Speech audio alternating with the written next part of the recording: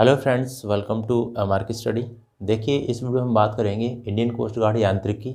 Indian coast guard यांत्रिक में आपका एग्जामिनेशन होगा। आपको 14 तक एग्ज़ाम फॉर्म भर लिया होगा सभी ने, ठीक है। तो अब इसकी तैयारी करेंगे। मैंने करीबन 12 से 13 वीडियो बनाए थे, बहुत इंपॉर्टेंट है, वो टेक्निकल से थे, ठीक है। अब यहाँ पे होता क्या है कि आपको नॉन टेक भी पूछा जाता है। नॉन टेक भी पूछा जाता है। यहाँ पे जो टेक्निकल क्वेश्चन रहते हैं वो 50 क्वेश्चन रहते हैं, ठीक है। 50 क्वेश्चन रहते हैं यहाँ पे। और मैथ के क्वेश्चन जो रहते हैं वो 20 क्वेश्चन मैथ के रहते हैं। और यहाँ पे जो रीजनिंग के क्वेश्चन होते हैं, वो रीजनिंग के क्वेश्चन कितने होते हैं यहाँ पे भाई? रीजनिंग के क्वेश्चन होते हैं यहाँ पे 10, ठीक है। 10 क्वेश्चन ये होते हैं। इंग्लिश के 15 क्वेश्चन होते हैं, 5 क्वेश्चन जीके के हो गए, ठीक है। और साइंस के क्वेश्चन भाई कितने होते हैं? साइंस के क्वेश्चन होते हैं 10, ठीक है। इतना वेटेज आता है आपका इंडियन कोस्ट गार्ड यांत्रिक में, ठीक है। समझ में आ गया होगा। टेक्निकल 50 हो गया, मैथ के 20 क्वेश्चन। तो ये बहुत अच्छा वेटेज रखता है कि आपको मैथ के क्वेश्चन, मैथ मतलब अच्छी तरीके से आना चाहिए, रीजनिंग भी आना चाहिए। तो ये दोनों है ना, वो 30 नंबर का है। अगर यहाँ से आप देखो 40 नंबर या फिर 35 मार्क लेके आते हो यहाँ से, और 40-30 ये हो गया, ठीक है। और उसके बाद यहाँ से साइंस से आप 5 क्वेश्चन तो लेके आओगे, ठीक है। इंग्लिश भी आपको करनी पड़ेगी। इंग्लिश में लगभग 8 से 9 नंबर का आपका होना चाहिए कुल मिला के, ठीक है। तो ये भी हम देख लेंगे। तो आज मैं आपको मिक्स क्वेश्चन कराने वाला हूँ, ठीक है। साइंस के भी हैं और रीजनिंग के भी हैं, ठीक है, और मैथ के हैं। चलिए देखते हैं। देखिए यहाँ पे क्वेश्चन आपको बोर्ड पे दिख रहा होगा। क्या है? फर्स्ट क्वेश्चन रीजनिंग का है। रीजनिंग में एक बॉक्स दे रखा होगा, उसमें क्वेश्चन मार्क में आपको पूछा होगा, सभी जानते हैं, ठीक है। क्वेश्चन मार्क ये सीरीज़ है एक तरीके की। तो यहाँ पे बताइए 12, 24, 10 हो रहा है, 36, 26, 30 हो रहा है, 14, 53 और क्वेश्चन मार्क दे रखा है, ठीक है। देखिए यहाँ पे जो दे रखा है 12 और फिर 14, ठीक है, और 10 दे रखा है। ये दे रखा है 36, 26 और यहाँ पे 30 और यहाँ पे 14, यहाँ पे 53 और यहाँ पे क्वेश्चन मार्क पूछ रहा है आपसे, ठीक है, बॉक्स में। तो देखिए ये जो सीरीज़ है किस तरीके से करी गई है, आपको अगर आता है तो आप कमेंट बॉक्स में बता सकते हैं आंसर क्या होगा। जल्दी से अगर आपको सभी को आता है तो बताइए। देखो यहाँ पे कैसे करना है इसका, एक का गुणा दो। देखो यहाँ से क्या कर रहा है कि ये लेके आना है हमको 10। तो देखो इस वाले को मैं सॉल्व कर रहा हूँ। एक का गुणा मैं 2 में करूँगा, ठीक है, फिर प्लस करूँगा, और एक का गुणा 4 में करूँगा, और इक्वल टू हो जाएगा। देखो 2 एकन 2, ये 2 हो जाएगा, प्लस ये 4 होगा, ठीक है। ये यहाँ पे 24 है ना, यहाँ पे 24 है। तो 2 का गुणा 4 में करूँगा, 2 इंटू 8 हो जाएगा, ठीक है, 8 हो जाएगा। और यहाँ पे ये हो जाएगा 10, ठीक है, 10 हो जाएगा। ऐसे ही यहाँ पे अगर लेंगे आप तो देखिए 1 4 का गुणा करेंगे, 1 इंटू 4 प्लस 5 इंटू 3, तो कितना हो जाएगा ये? 4 एकन 4, 4 प्लस 5 इंटू 3 15, 15 4 19, ठीक है। तो 19 इसका आंसर हो जाएगा, जो कि ऑप्शन नंबर 3 है। चलिए समझ में आ गया होगा। इस तरीके से ये सब प्रैक्टिस के ऊपर डिपेंड करता है। चलिए नेक्स्ट देखते हैं।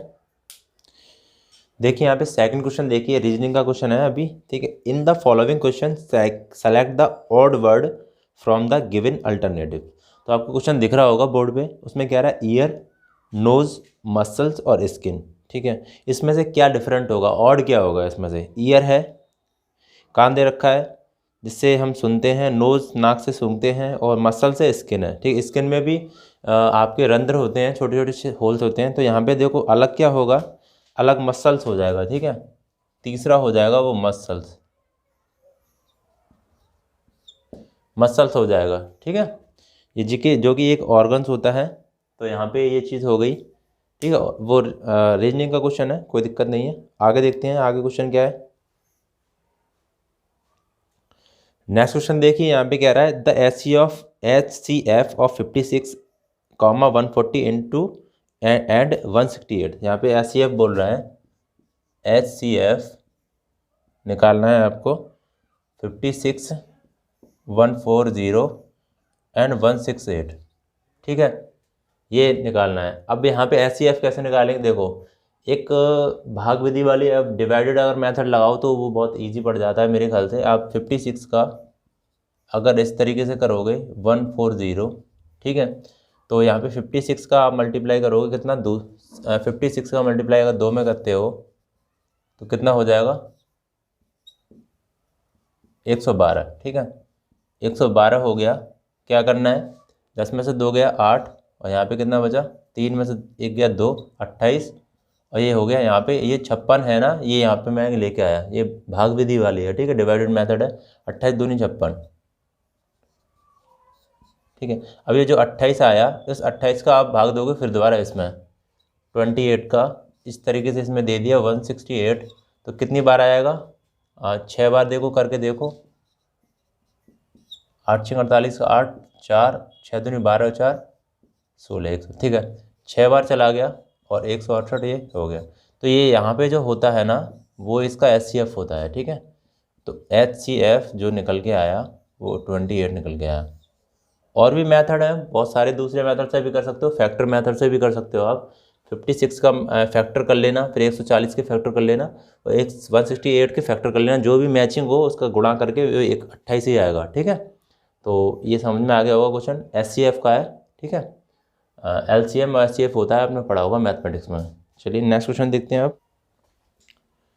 देखिए नेक्स्ट क्वेश्चन देखिए, व्हाट इज़ द, ये साइंस का क्वेश्चन है, ठीक है। What is the SI unit of luminous intensity.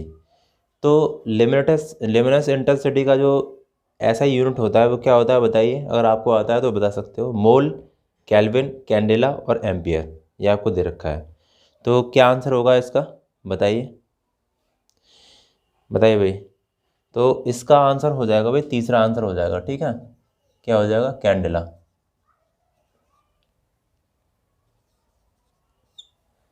English में डेटा दे रखा है, इंग्लिश में पेपर आता है आपका, ठीक है। तो यहाँ पे देखिए कुछ इंपॉर्टेंट ऐसा यूनिट है वो पूछ ली जाती हैं, आप याद कर लेना उनको, ठीक है, एग्जामिनेशन में आते हैं सीधे। देखिए टाइम का हो जाएगा, यहाँ पे टाइम का होता है सेकंड, ठीक है। उसके देखिए इलेक्ट्रिक करंट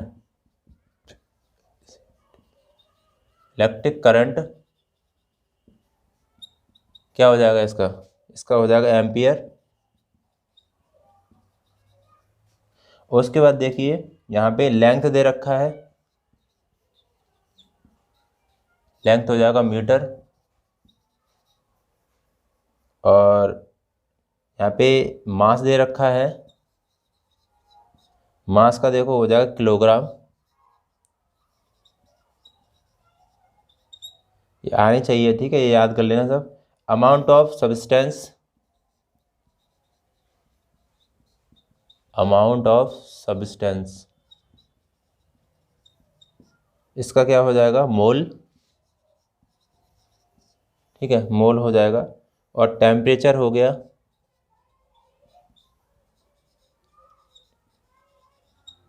टेम्परेचर का भाई क्या हो जाएगा, केल्विन।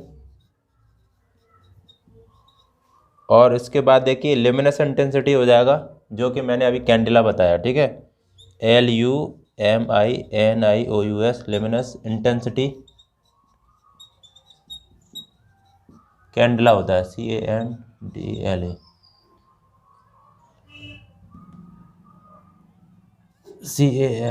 CANDELA, ठीक है। ये 7 इम्पोर्टेंट यूनिट हैं, देखो टेम्परेचर हो गए 1 2 3 4 5 6 7, ठीक है, इंपॉर्टेंट है, याद कर लेना इनको। Time second, electric current ampere, length metre हो गया, mass kilogram, amount of substance हो गया मोल, और टेम्परेचर केल्विन, और ल्यूमिनस इंटेंसिटी कैंडेला, ठीक है। इससे रिलेटेड ये जानकारी है important.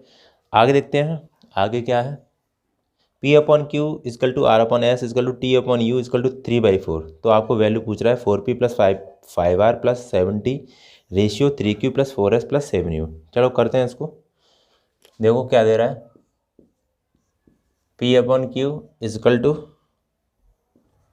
R/S is equal to T/U, ठीक है, ये दे रहा है, इसका रेशियो दे रहा है, ये दे रहा है 3/4, ठीक है। पूछ क्या रहा है आपसे, 4P प्लस, यहीं पे कर रहा हूँ मैं,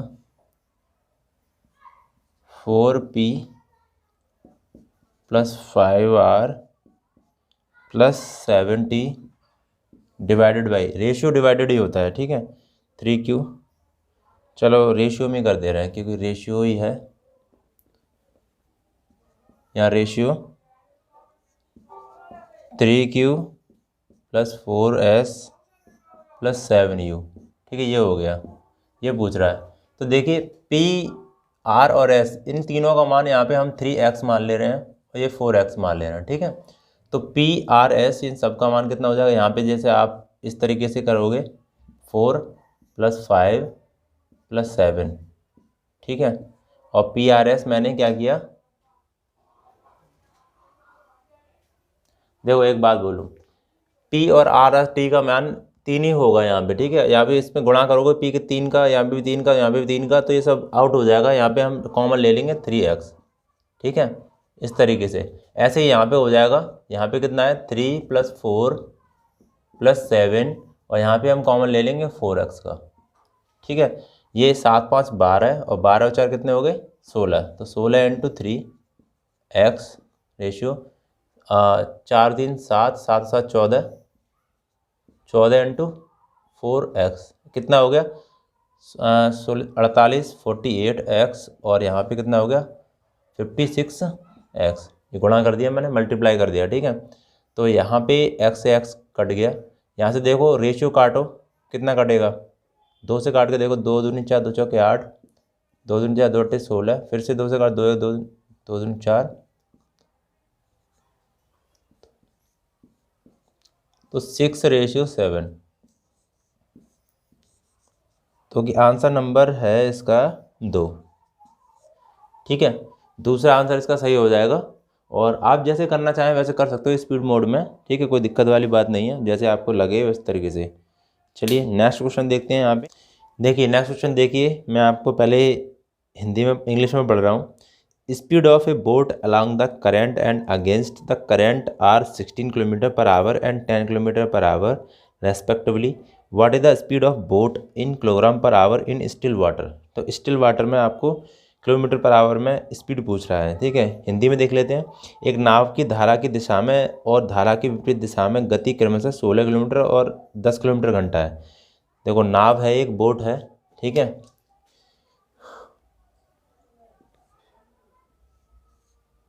इस तरीके से मैं बोट बना ले रहा हूँ भाई, ये पानी में, ये करंट है, ये क्या है बोट।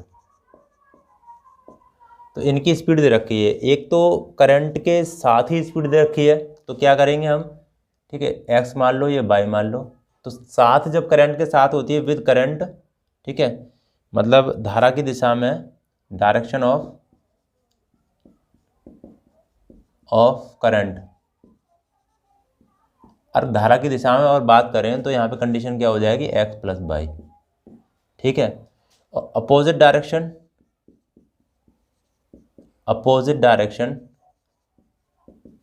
तो यहाँ पे कितना हो जाएगा x - y, ठीक है।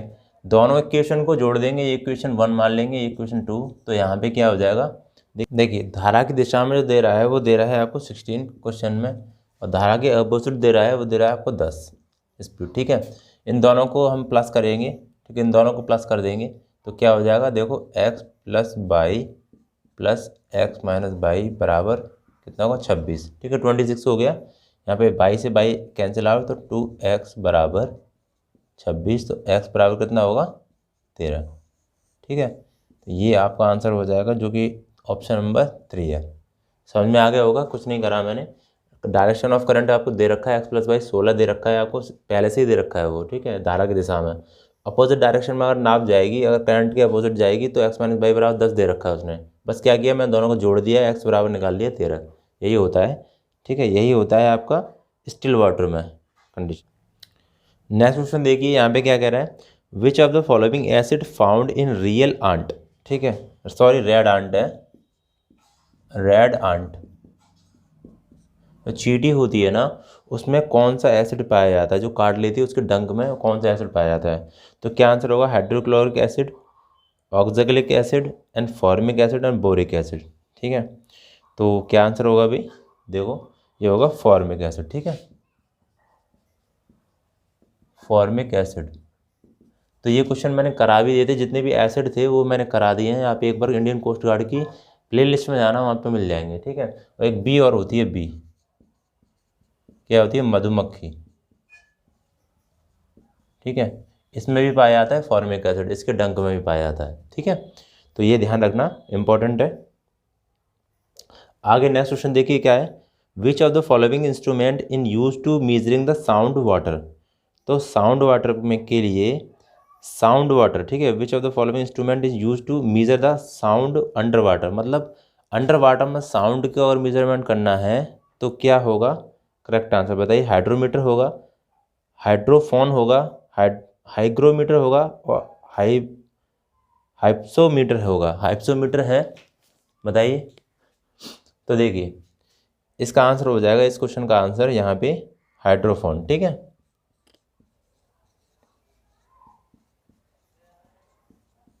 हाइड्रोफोन होता है जो कि sound under water measure the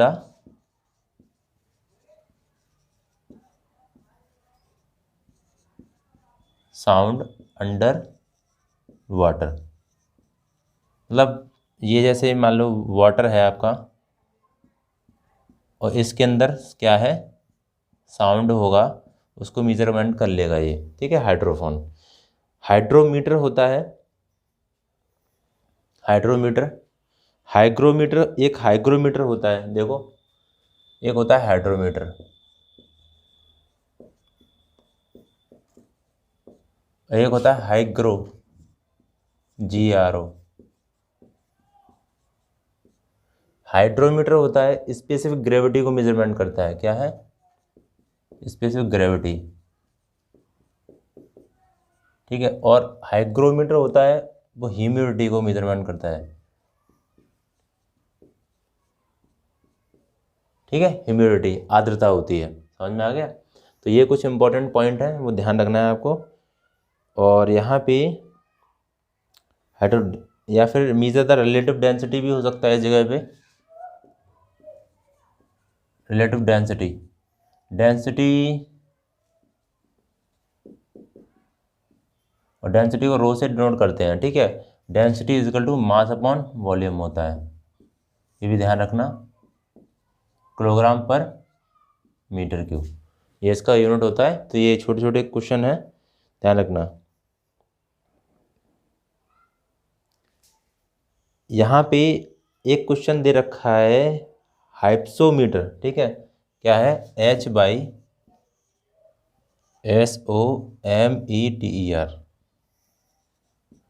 हाइप्सोमीटर दे रखा है H/PS, ठीक है, H/PS METR। ये क्या करता है हाइप्सोमीटर, ये determine boiling point of liquid, ठीक है, boiling point of liquid, boiling point of liquid, ठीक है। तो ये बॉइलिंग पॉइंट को डिटरमाइन करता है हाइप्सोमीटर। तो इस तरीके से कुछ मीटर्स होते हैं, वो याद रखना, इंपॉर्टेंट है पॉइंट। चलिए नेक्स्ट क्वेश्चन देखते हैं अब। चलिए यहाँ पे नेक्स्ट क्वेश्चन देखते हैं क्या कह रहा है। 72% of number is 90, what is the number. यदि किसी संख्या का 72% 90 है तो संख्या क्या हो गई, ठीक है। यहाँ पे देखिए किसी संख्या का 72%, कोई एक संख्या मान लेते हैं x, इसका 72%, तो 72% कितना है, 90 है। तो संख्या क्या होगी, ये संख्या आपको पूछ रहा है, क्या करेंगे, x इंटू 72/100 कर देंगे इजकल टू 90, ठीक है। तो ये हो गया 72% ये ना, ठीक है। तो आप क्या करोगे यहाँ पे, या तो ऐसे कर लो x इंटू 72/9000, इस तरीके से मैंने इसको गुणा कर दिया यहाँ पे। अब काट लेते हैं भाई, ठीक है। देखो एक काम करो, इसको इसको इस तरीके से कर लो, 72 इजकल टू 9 इंटू 1000। तो देखिए 9×8 72 हो गया, ठीक है। 2 चौके 8, 2 पंजे 10 हो गया 500, और ये 4 से काट दो, 4×1 = 4, 1 बचेगा, 4×2 = 8, ठीक है, 2 बचे, 4×5 = 20। तो x बराबर कितना हो गया, 125, जो कि ऑप्शन नंबर कितना है आपका, दूसरा, ठीक है। चलिए नेक्स्ट क्वेश्चन देखेंगे अब। देखिए नेक्स्ट क्वेश्चन आपको दिख रहा होगा, क्या रहा है, if the diagonal of square is 10 centimetre तब what is the area in centimetre square of the square. कह रहा है यदि वर्ग का विकर्ण 10 सेंटीमीटर है तो वर्ग का क्षेत्रफल सेंटीमीटर स्क्वायर में क्या होगा। देखिए आपके पास एक स्क्वायर दे रखा है,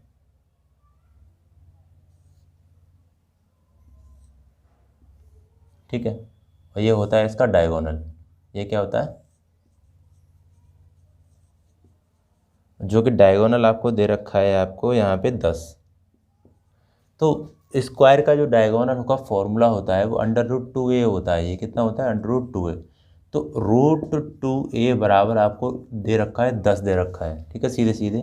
तो a बराबर साइड निकाल लेंगे तो 10/√2 हो जाएगी, ठीक है। a बराबर ये हो गया। अब पूछा क्या है आपको? एरिया ऑफ, यहाँ पे पूछा है आपको एरिया ऑफ स्क्वायर।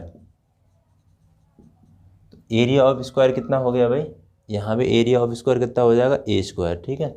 तो a² हो जाएगा। तो a बराबर कितना है? ये है, तो 10/√2 का स्क्वायर कर देंगे तो कितना हो जाएगा? 100/2 हो जाएगा, ठीक है। 2 हो जाएगा क्योंकि √2 का स्क्वायर करेंगे तो √2 ये आता है, यहाँ पे 2 से ये डिवाइड कर दो तो 50 इसका आंसर हो जाएगा, जो कि ऑप्शन नंबर ये है 3 है, ठीक है। समझ में आ गया होगा। तो ये फॉर्मूले हैं, कुछ आपको याद करने पड़ेंगे। चलिए देखिए नेक्स्ट क्वेश्चन देखिए। If the certain code 1578 is written as, देखो आपको कह रहा है XTZAL, ये आपको लिख रहा है 1515789 ये आपको लिख के दे रहा है, ठीक है। उसके बाद कह रहा है कि एंड 2346 रिटन एज NPSU, ये आपको रिटर्न कर रहा है 2346। तो कह रहा है कि हाउ इज़ 23549, मतलब 23549 क्या होगा, ये आपको पूछ रहा है। देखो सीधा सीधा क्वेश्चन है, इसमें कुछ करना ही नहीं है, ठीक है। ABCD का कुछ नहीं लगाना, इसमें बस देख के लगाना है। देखो 2 बराबर कितना होगा? N, 2 की जगह पे N हो गया, 3 की जगह पे P हो गया, F5 किस में है? 5 की जगह पे T हो गया, और 4 की जगह पे S हो गया, और N जो 9 की जगह पे कितना हो जाएगा? L। तो आंसर कितना हो जाएगा हमारा? NPTSL, ठीक है, NPTSL। तो तीसरा आंसर ये हो जाएगा, ठीक है। चलिए नेक्स्ट क्वेश्चन देखते हैं आप। देखिए नेक्स्ट क्वेश्चन देखिए, काफ़ी इंपॉर्टेंट है ये भी। पहले मैं इसको इंग्लिश में पढ़ रहा हूँ, ठीक है, इंग्लिश में आएंगे question. A car travel some distance at speed of 8 km/h and return at speed of 12 km/h if the total time taken by the is 15 hours, the what is the distance in kilometre. यहाँ पे question जो हिंदी में है, एक car कुछ दूरी 8 km/h की गति से चलती है और 12 km/h की गति से वापस आती है। यदि कार के द्वारा लिया गया कुल समय 12 घंटे है तो दूरी किलोमीटर में क्या है, ठीक है। तो देखिए कोई एक कार है, मैं आपको बता दूं, यहाँ पे ये कोई कार है, कार तो नहीं बना पा रहा, इस तरीके से कार है, ठीक है। ये इसका मुँह है, कार है ये जा रही है, ठीक है। कितने किलोमीटर घंटा से आ रही है?